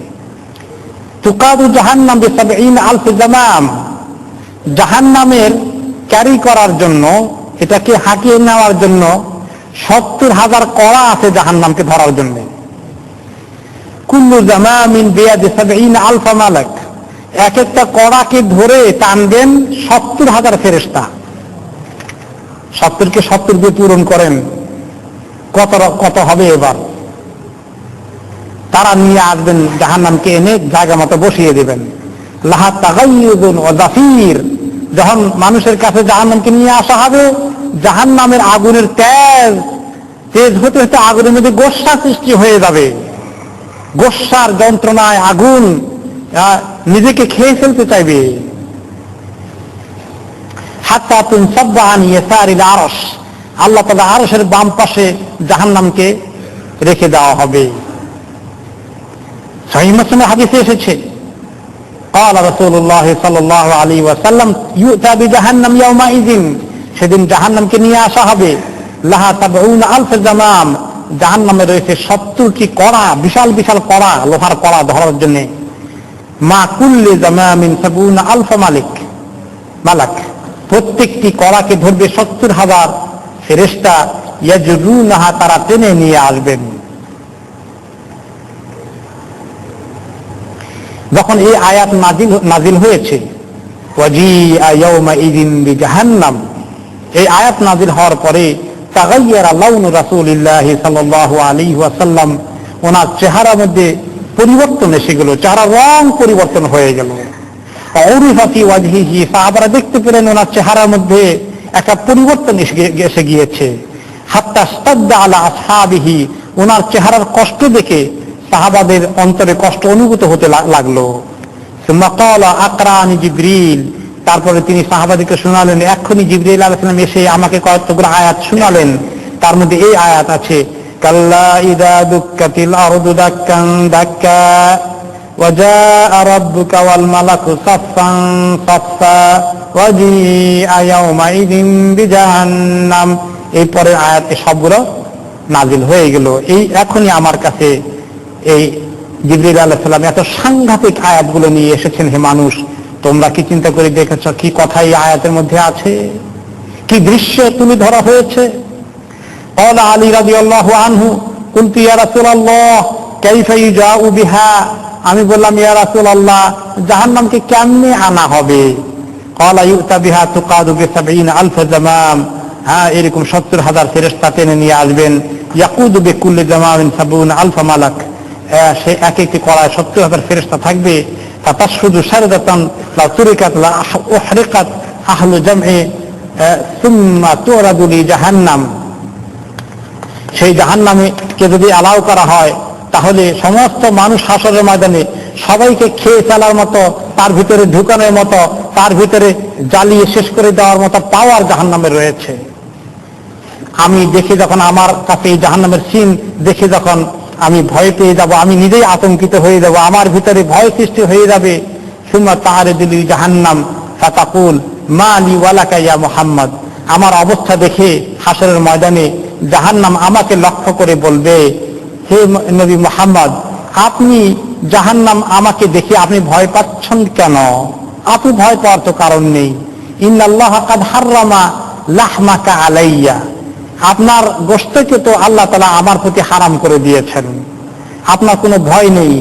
ফালা ইয়াবকা আহাদুন ইল্লা ক্বালা নাফসি ওয়া নাফসি, আর সবাই তখন বলা শুরু করে দেবে এই জাহান্নামের ভয় দেখে, সমস্ত মানুষ বলবে নাফসি নাফসি, হায় আমার কি উপায় হবে, আমার কি অবস্থা হবে আজকে।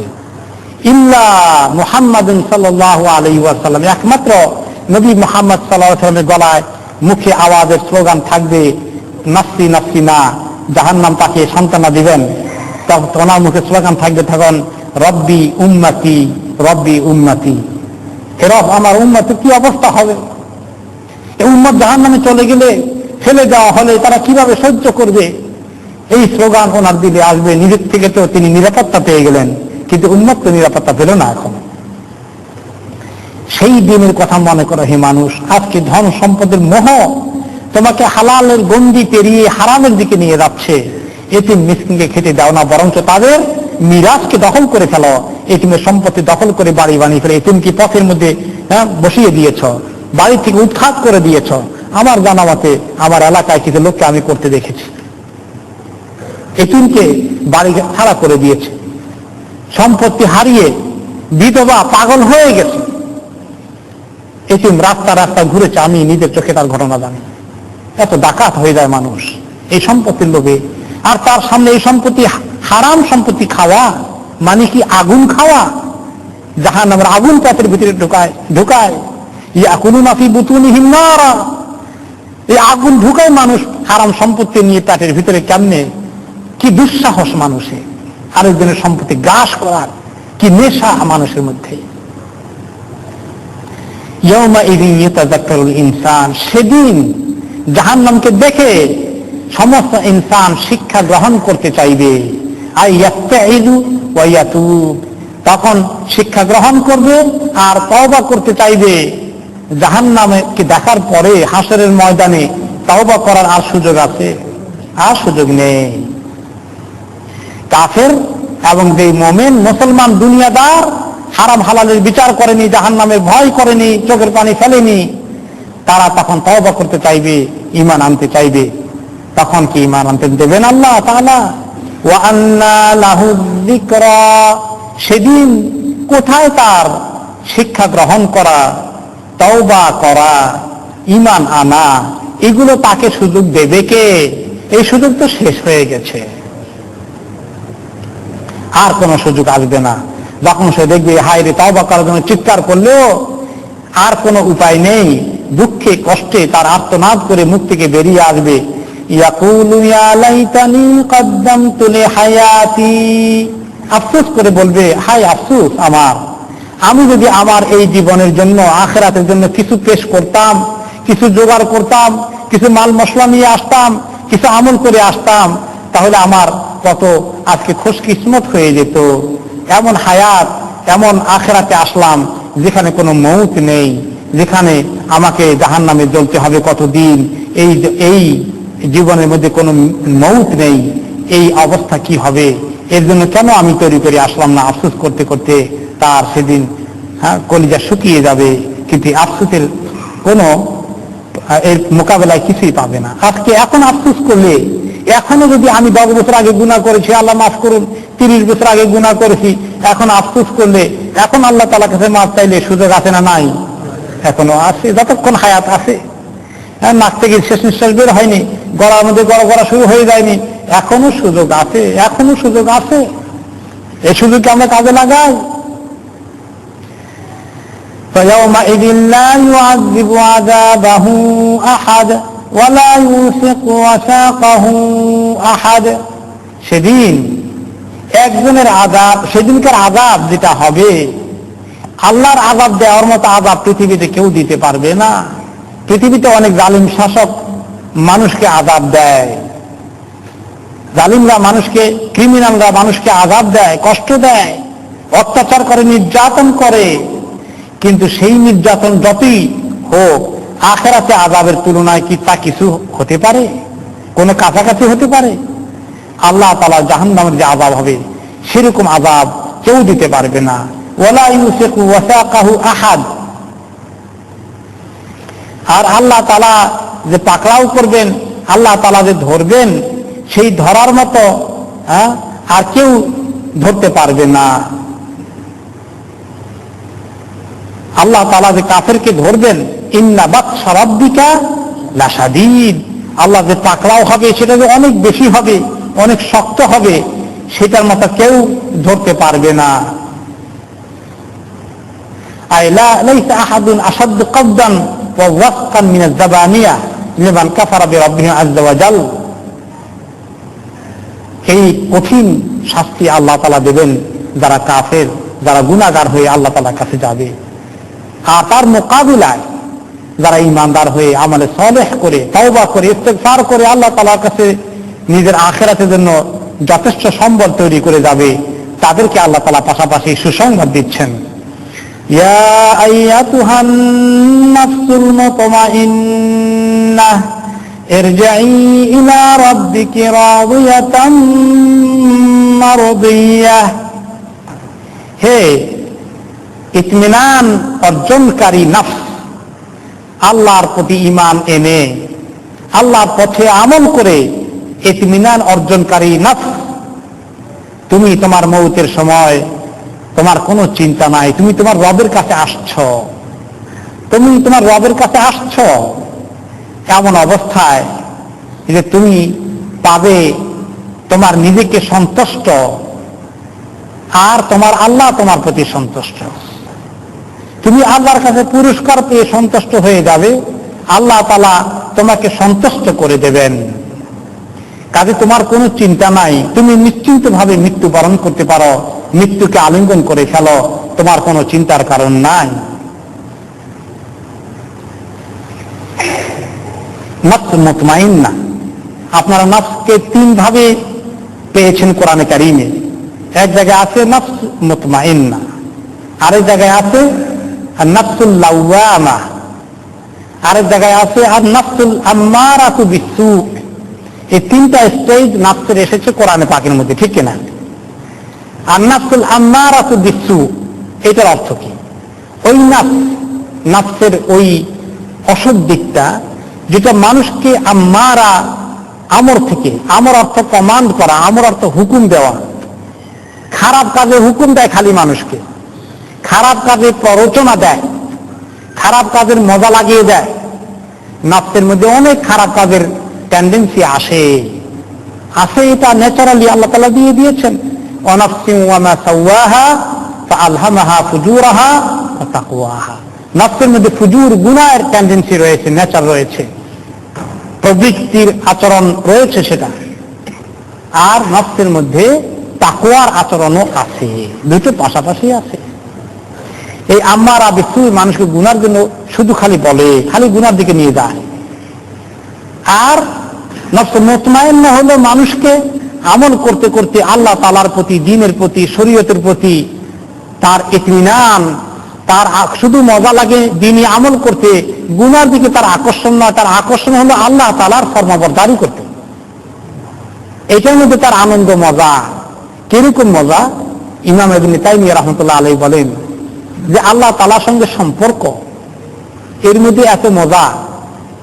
ইমাম ইবনে তাইমিয়া রাহমাতুল্লাহ আলাইহিকে যখন জেলে পুরে রেখেছে, ইমাম ইবনুল কাইয়িম রাহমাতুল্লাহ আলাইহি ওনার ছাত্র বলেন যে ইমাম ইবনে তাইমিয়াকে জেলের মধ্যে বহুদিন বন্দী করে রাখলো, সবার থেকে বঞ্চিত করে, কিন্তু ওনাকে দেখেছি যে ওনার মনের মধ্যে মনে হয় যেন কোনো অশান্তি নাই, এত শান্তি আল্লাহ তাআলা ওনাকে দিয়েছেন, কোনো আফসোস নাই, হাই আফসোস নাই, সবসময় তিনি মুতমাইন আছেন। আর তিনি মাঝে মধ্যে বলেন যে দেখো, আল্লাহ তাআলার সঙ্গে সম্পর্ক স্থাপন করার মধ্যে যে কি মজা আছে। ওই জালিম বাদশারা যারা আমাদেরকে জেলে ঢুকিয়ে নিয়েছে, তারা যদি জানতো জেলের ভিতরে থেকেও আল্লাহ তাআলার সঙ্গে সম্পর্ক কায়েম করে কি মজা পাই আর খাই, কেমন মজা পাচ্ছি, আমাদের রূহ কত কিছু আল্লাহর নিয়ামতের এগুলা পেয়ে সন্তুষ্ট আছে, তারা যদি জানতো যে কত মজার ভিতরে আছি জেলখানার ভিতরে, তাহলে তারা যুদ্ধ করে আমাদের হাত থেকে এই মজা কেড়ে নিতে চাইতো। তারা জানে না যে কি মজা আল্লাহ তাআলা আমাদেরকে দিয়েছেন। নেককার থেকে আল্লাহ তাআলা এত মজা দেন, আল্লাহ তাআলা সম্পর্কে এত মজা। এটাকে বলা হয়েছে হালাওয়াতুল ঈমান। হালাওয়াতুল ঈমান, ঈমানের স্বাদ। এই ঈমানের স্বাদ সম্পর্কে ইমাম ইবনে তাইমিয়া রাহমাতুল্লাহ আলাইহি বলেন যে আল্লাহর সঙ্গে এইরকম সম্পর্ক কায়েম করার মধ্যে যে মজা আছে, স্বাদ আছে, এটা হলো দুনিয়ার জান্নাত। যে ব্যক্তি এই দুনিয়ার জান্নাত পাবে না, সে ব্যক্তি আখিরাতের জান্নাত পাবে কেমনে? এইরকম নিয়ামত আল্লাহ তাআলা মুমিনদেরকে দেন। নফসে মুতমাইন্না এই নিয়ামত অর্জন করে, অভাবে থেকে না খেয়ে হালালের উপরে চলতে কষ্ট হয়, তারপরে তার হায় আফসোস নাই, তার ভিতরে ইতমিনান কাজ করে, অধৈর্য নয়, অস্থির নয়, ধৈর্য হারা নয়, হাহুতাশ করে না, পেরেশান হয় না। এই যে ইতমিনান, এটা বিরাট নিয়ামত মুমিনের প্রতি আল্লাহর পক্ষ থেকে। এলো নফসে মুতমাইন্না। আর মাঝখানে কোনটা আছে? এদিকে নফসে আম্মারা বিসু, এদিকে হলো নফসে মুতমাইন্না, মাঝখানে আছে আর নফসুল লাওয়ামা। গুনাহ করে তো কিছুক্ষণ পরে নফস বলে কি করলিটা, কি কাজ করলি, তখন আবার তওবা করে, আবার দুঃখিত হয়, আবার আল্লাহর কাছে আসে, আবার নফসে আম্মারা খোঁজা দেয় তো আবার গুনাহ করতে যায়, আবার পরের দিন নফসে লাওয়ামা বলে করলা কি, তো আবার তওবা করে। এই সংগ্রামের অবস্থায় থাকে। তো নফসে লাওয়ামা তাকে মালামাত করে, তাকে তার ভিতরে তওবার একটা টেন্ডেন্সি নিয়ে আসে, তওবার ধারণা দেয়, তার ভিতরে এর গুনার একটা দংশন, গুনার একটা অনুভূতি তার ভিতরে ঢুকে দেয়। এই হলো নফসে লাওয়ামা। অধিকাংশ মানুষের নফস হচ্ছে মুসলমানদের মধ্যে নফসে লাওয়ামা, যারা দিনদার তাদের ভিতরে নফসে লাওয়ামার সংখ্যা বেশি। কিন্তু এই নফসে লাওয়ামা থেকে আস্তে আস্তে একটা লোক যদি বেশি তওবা করতে করতে করতে করতে গুনাহ ছেড়ে দিয়ে এক পর্যায়ে নফসে লাওয়ামা কোন দিকে যাইতে পারে? নফসে মুতমাইন্নার দিকে তার প্রমোশন হয়ে যেতে পারে। তাহলে নফসে আম্মারা বিসু এটা হলো খুব খারাপ, তার ভিতরে কোনো তওবা নাই, সেই গুনার মধ্যে ডুবে আছে, গুনাহ করে তার কোনো দংশন নাই। কিছু লোক আমাদের সমাজে কিছু ক্রাইম করে, কিছু লোক এমন আছে তাদের ভিতরে ক্রাইম করে কোনো দংশনের অনুভূতি নাই, কোনো ব্যথা বেদনা তাদের লাগে না, কোন করেই যায়, প্রত্যেক দিন করে যাচ্ছে। আর কিছু লোক আছে হঠাৎ করে ক্রাইম করে ফেলে, কিন্তু তাদের ভিতরে একটা চেতনা আসে, এরা হলো নফসে লাওয়ামা। এই চেতনাকে যদি ধরে রাখা যায়, তওবাকে বাড়িয়ে দেয়, আল্লাহ তাআলার কাছে কাঁদতে থাকে, আবার গুনাহ ছেড়ে দিতে থাকে, নফসে লাওয়ামা থেকে তার নফসে মুতমাইন্নার পজিশনে সে চলে আসে। এটার জন্য তার কাছে রয়েছে সুসংবাদ, তাকে আল্লাহ তাআলা পক্ষ থেকে বলা হয় ইরজাই ইলা রাব্বিকি রাদিয়াতাম মারদিয়াহ, তুমি তোমার রবের কাছে চলে আসো। তাদের কথা আল্লাহ তাআলা অন্য আয়াতে বলেছেন, আল্লাযীনা আমানু ওয়া তাতমাইন্নু কুলুবুহুম বিযিকরিল্লাহ আলা বিযিকরিল্লাহি তাতমাইন্নুল কুলুব। তারা সত্যিকার ঈমানদার হয়েছে এবং আমল করে গিয়েছে, আল্লাহ তাআলাকে ডাকে, আল্লাহ তাআলার ডাকে, আল্লাহকে ডাকলে তাদের অন্তরে সাংঘাতিক শান্তি চলে আসে, প্রশান্তি চলে আসে।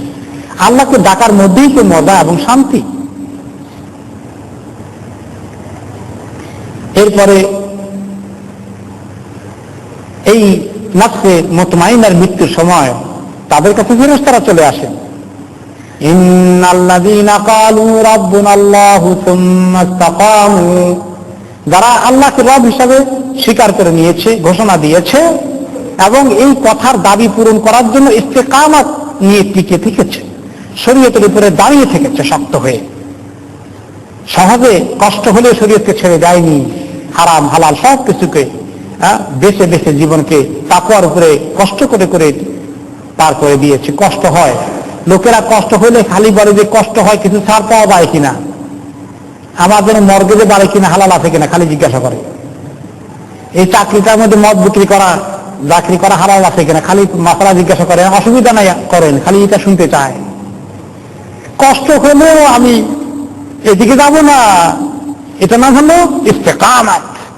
এরকম যদি করে করে করে কষ্ট করে করে জীবনটা পার করে দিয়েছে, তার মৃত্যুর সময় তাতানাজ্জালু আলাইহিমুল মালাইকা, কত ফেরেশতা তাকে তার মৃত্যুর সময় তাকে সঙ্গ দেওয়ার জন্য চলে আসে, তার পাশে বসে যায় আর বলে, আল্লাহ তাখাফু, কোনো ভয় নাই আপনার জন্য, ওয়ালা তাহজানু, কোনো দুশ্চিন্তাগ্রস্ত হবেন না, ওয়াবশিরু বিল জান্নাহ, আপনার জন্য তো জান্নাত অপেক্ষা করতেছে, আপনি ভয় পাচ্ছেন কেন? মৃত্যু হয়ে গেলে তো জান্নাতে চলে যাবেন, আপনার জন্য তো সুসংবাদ আছে। ওয়াবশিরু বিল জান্নাতিল্লাতী কুনতুম তুআদুন, এই যে কোরআনের মধ্যে আল্লাহ তাআলা কত সুন্দর জান্নাতের ওয়াদা করেছেন, কত সুন্দর জিনিস থাকে থাকে তৈরি করে রেখে দিয়েছেন আপনার জন্যই, তো আপনি চলে আসেন। নাহনু আউলিয়াউকুম ফিল হায়াতিদ দুনিয়া ওয়া ফিল আখিরাহ, দুনিয়াতে আমরা আপনার সঙ্গী সাথী ছিলাম। নেককারের সঙ্গে আশেপাশে ফেরেশতা থাকে তাকে উৎসাহিত করার জন্য, নেক কাজে ফেরেশতারা উৎসাহিত করেন আমাদেরকে নেক কাজে। আমরা দুনিয়া আপনার সঙ্গ দিয়েছি, ফিল হায়াতিদ দুনিয়া ওয়া ফিল আখিরাহ, আখিরাতে আপনি একলা থাকবেন না, আমরা আপনাকে সঙ্গ দেব, আমরা জান্নাতে আপনাকে সঙ্গ দেব। ওয়ালাকুম ফিহা মা তাশতাহি আনফুসুকুম ওয়ালাকুম ফিহা মা তাদউন, এই যে জান্নাতে যাবেন, যা মনে চায় তা পেয়ে যাবেন, যা দাবি করেন তা পেয়ে যাবেন। এমন জান্নাতে নেওয়ার জন্য আল্লাহ তাআলা আপনাদেরকে অপেক্ষায় আছেন। কাজে তখন সে মৃত্যুকে হালকা করে নিয়ে যায়। হাদিসে এসেছে, আল হাসান আল বসরি রাহমাতুল্লাহ আলাইহি বলেন, ইন্নাল্লাহ তাআলা ইযা আরাদা আন ইয়াকবিদা রূহা আবদাহুল মুমিন, আল্লাহ তাআলা যখন তার নেক বান্দার রূহকে কবজ করতে চান, তখন ইতমাআন্নাতিন নাফসু ইলাল্লাহি তাআলা, এই নফসকে আল্লাহ তাআলা দিকে একেবারে ইতমিনান অর্জন করার জন্য, আল্লাহ তাআলার ব্যাপারে আগ্রহী হওয়ার জন্য, আল্লাহ তাআলার দিকে আসার জন্য উৎসাহিত করেন।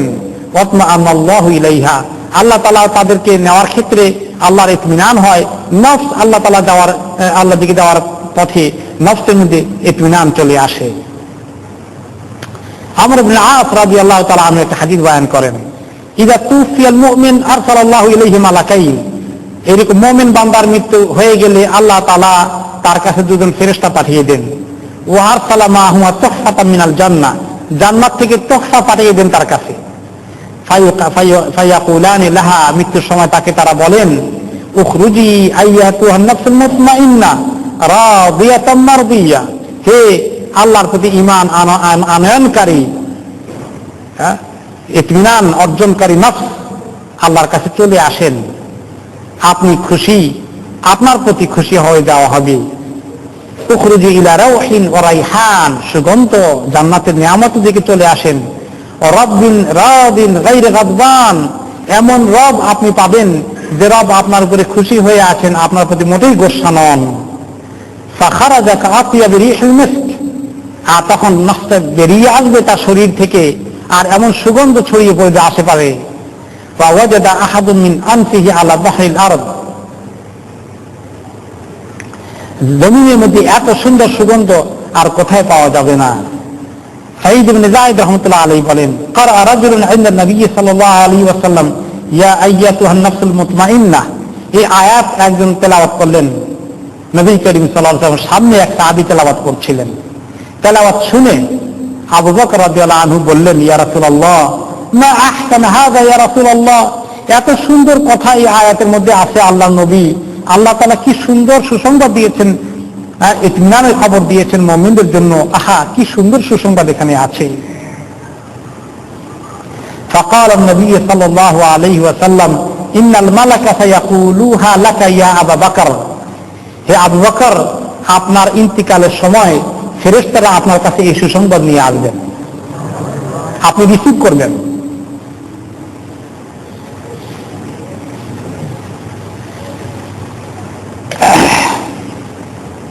ইয়া আইয়াতুহান নাফসুল মুতমাইন্নাহ,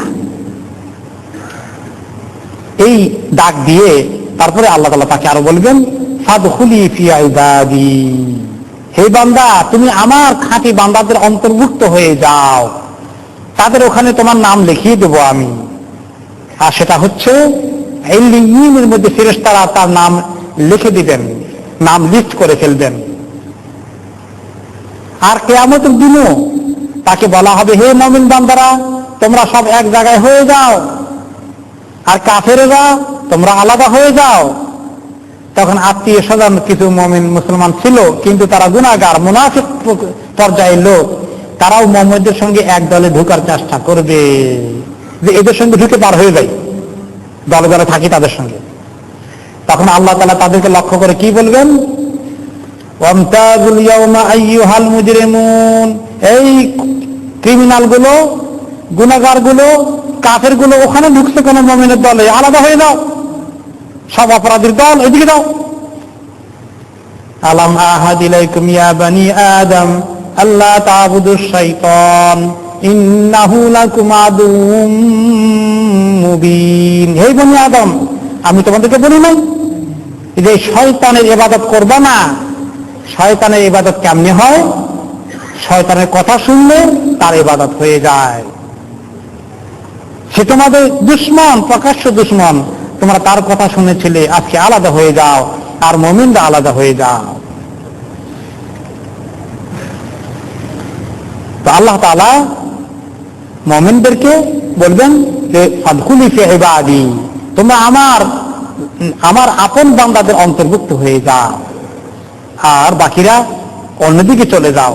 ফাদখুলি ফি ইবাদি ওয়াদখুলি জান্নাতি, আর তোমরা আমার জান্নাতের মধ্যে প্রবেশ করে ফেলো, আমার জান্নাতের মধ্যে প্রবেশ করে ফেলো। عن أمامة رضي الله عنه أن رسول الله صلى الله عليه وسلم قال لرجل, নবী করিম সাল্লাল্লাহু আলাইহি ওয়াসাল্লাম একজন লোককে বললেন, আল্লাহুম্মা ইন্নী আসআলুকা নাফসান বিকা মুতমাইন্নাহ তু'মিনু বিলিকাইকা ওয়া তারদা বিকাদাইকা ওয়া তাকনাউ বিআতাইকা। এই একটা দোয়া শিখিয়ে দিলেন যে আল্লাহ, আমি আপনার কাছে আমার জন্য এমন নফস বরাদ্দ করা চাই, যে বরাদ্দ, যে নফস আপনার প্রতি ঈমান এনে আপনাকে ডেকে, আপনাকে জিকির করে, আপনার পথে চলে ইতমিনান অর্জন করেছে, এইরকম নফসের অধিকারী আমাকে বানিয়ে দিন। আর আপনার সঙ্গে যে দেখা হবে, হাসরের ময়দানে যেতে হবে, এর উপর ঈমানকে মজবুত করে ধরে রাখে, এইরকম নফস আমাকে দেন। ওয়া তারদা বিকাদাইকা, আর আপনি যে তাকদীরের ফয়সালা করে দেন, ভালো মন্দ, কোনো সময় সুখ, কোনো সময় দুঃখ, কোনো সময় কষ্ট, কোনো সময় আনন্দ হাসি, এসব কিছু মেনে নেওয়া আপনার তাকদীরের ফয়সালা, কিসমতের ফয়সালাকে মেনে নেওয়ার জন্য আমার নফসকে তৌফিক দান করেন। ও তাকনাউ বিআতাইকা, আর আপনি যা দান করেন, আপনি যেটা দিয়েছেন, যতটুকু রিজিক কিসমতে দিয়েছেন ততটুকুনকে যদি মেনে নেয়, ততটুকুনের প্রতি তুষ্ট হয়ে যায়, এইরকম নফস আল্লাহ আপনি আমাকে দান করেন। এটা হাদিসটা কতটুকুন সহি এটা চেক করা হয়নি, ইবনে আবি হাতিমে এসেছে। তবে আরো সহি একটা দোয়া এসেছে অন্য হাদিসে, সেটা হচ্ছে আল্লাহুম্মা ইন্নী আউযু বিকা মিন ইলমিন লা ইয়ানফাউ ওয়া মিন কলবিন লা ইয়াখশাউ ওয়া মিন নাফসিন লা তাশবাউ ওয়া মিন দাওয়াতিন লা ইস্তাজাবু লাহা। আল্লাহ, আমি আপনার কাছে এমন দোয়া থেকে, এমন ইলম থেকে পানা চাই, আশ্রয় চাই যে ইলম আমাকে ফায়দা দেয় না, এমন অন্তর থেকে পানা চাই যে অন্তরে আপনার ভয় নাই, আপনাকে ভয় করে না। এমন নফস, এমন আত্মা যার কোনোদিন তুষ্টি নাই, খালি আফসোস, খালি হাই আফসোস থাকে, এইরকম আত্মা থেকে পানা চাই। আমি দোয়াইন লা ইস্তাজাব, আর এমন দোয়া থেকে যে দোয়া কবুল করা হয় না, এরকম দোয়া থেকে পানা চাই। আল্লাহ আমাকে এমন দোয়া করার তৌফিক দান করেন, দোয়া করলেই যেন আপনি কবুল করেন। এখানে শেষ হলো সূরা আল ফজরের তাফসীর। আমরা ইনশাআল্লাহ আগামী সপ্তাহে সূরা আল বালাদের মধ্যে যাব।